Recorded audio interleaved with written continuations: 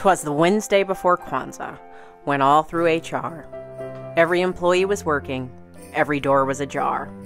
Non-denominational decorations placed in the break room with care, in hopes that the holiday cheer was inclusive and fair. Each employee was seated, uncomfortably in a chair, in holiday sweaters HR insisted they wear. Supervisor in his office, secretary in his lap, had just settled down for a post-coital recap. When out in the break room, there arose such a clatter, even the IT department looked up to see what was the matter. Away to the parking lot I went in a rush. I had no interest in what had caused this fuss. But Judy, from accounting, who's obsessed with Colin Firth, was blocking the doorway with all of her girth.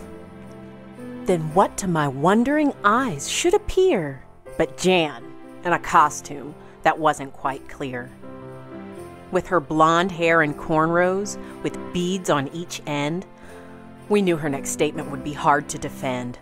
She was dressed in a dashiki, her pale fist in the air. She was shouting quite loudly to all who would care.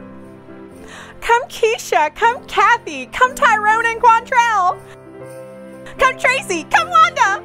My sister, Danielle! And Jamal!" she exclaimed. "Happy Kwanzaa, my brother! Let's celebrate the ways of Africa, our fruitful earth mother!"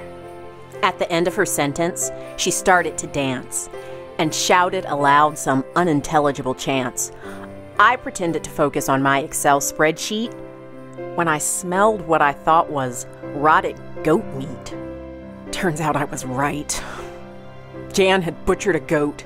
She was wearing its body like a makeshift fur coat. The stench it provided made concentrating tough. Jamal turned to face her. He had had enough. He moved slowly toward her while we all watched and waited. As he started to speak, our breaths were silenced and bated. "Jan," he said calmly, "you know this is offensive." Jan crossed her arms and pouted. She was on the defensive.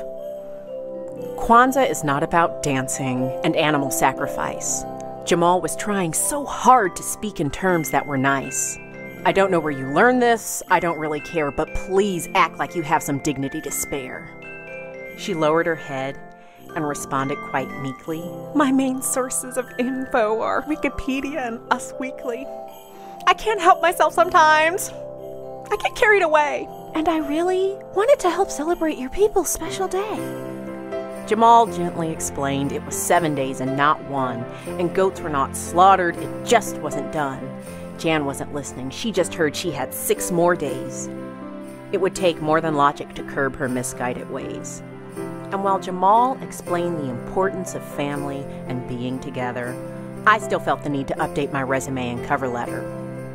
Jan's wheels were turning. She was up to no good. This would be worse than her Black History Month reenactment of Boys in the Hood. Jamal finished explaining and went back to his seat, while Jan shouted after him in a voice tender and sweet, "Happy Kwanzaa, Jamal! You are da man!" To which Jamal curtly responded, "Fuck you, Jan."